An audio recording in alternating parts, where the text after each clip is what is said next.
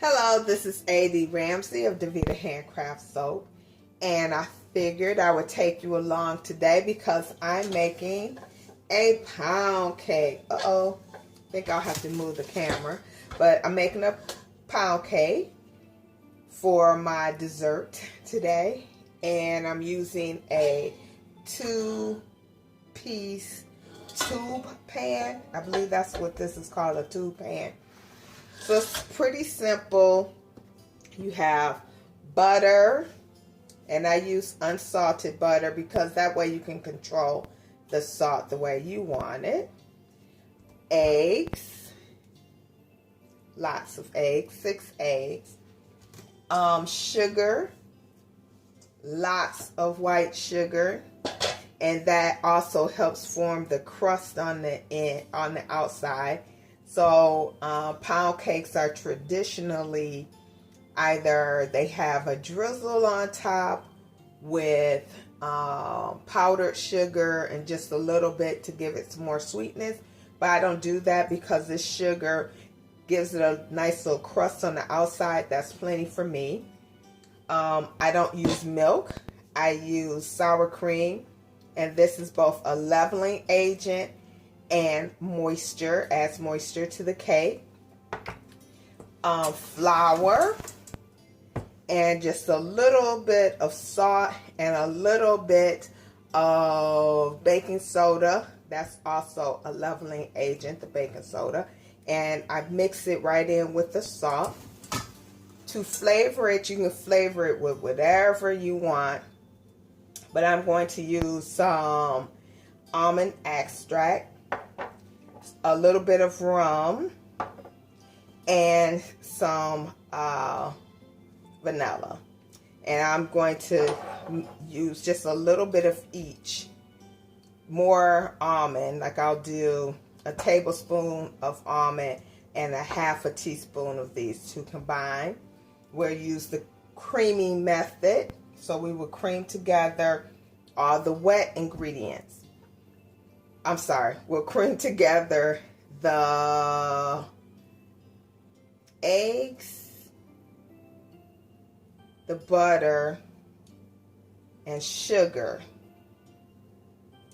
And then we will alternate. I'm trying to remember the recipe as I'm saying it out loud. We'll alternate the dry and the wet, which will be the sour cream, in thirds. So once we mix up the eggs, the flour, the eggs, the butter, and sugar, we'll alternate the flour and the sour cream. And whatever you start with, you should end with. Now, I don't know if that's just an old wives' tale. It probably is, but I just always try to follow it. I don't know why.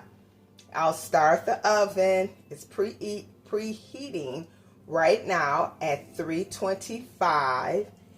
I'll cook it at that temperature for half an hour, and then I'll raise it up to 350, and I'll probably check it 25 minutes after that, because this is a very dense cake.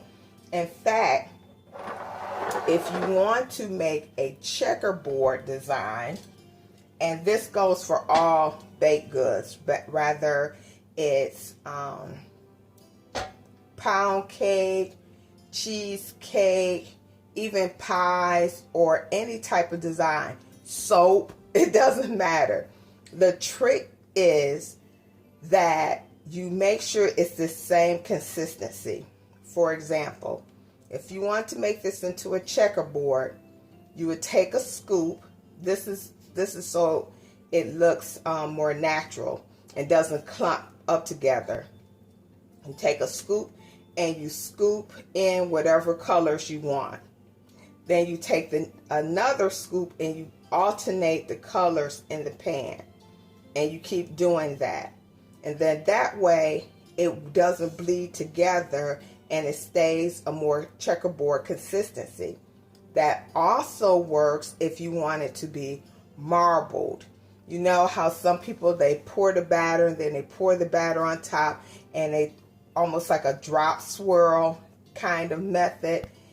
Instead, next time you want to marble a cake or have a marbling design, use the checkerboard method and then skewer, or take a knife and then mix it at a thicker consistency, and it won't all muddy together. Sounds easy, right? If I can do it, anybody can do it. So I'm going to go ahead with the steps. First step, I'm going to oil the pan. This is non-stick, but you never trust it. And it's dark, so it makes the cake easy to come out. But I always flour the pan. Put some oil, then dust the pan. If this were a chocolate cake, I would put the oil and then flour with cocoa powder. Not bitter cocoa powder, but semi-sweet, so it doesn't have the bitterness and it doesn't turn. You would think it would turn dark, but it doesn't. I know I'm giving a lot of information, but it's pretty simple. Like I said, if I can do it, anybody can do it. And I do not consider myself a patissiere at all. Okay, so we're going to start, and I'll show you the finished product once we get out the oven.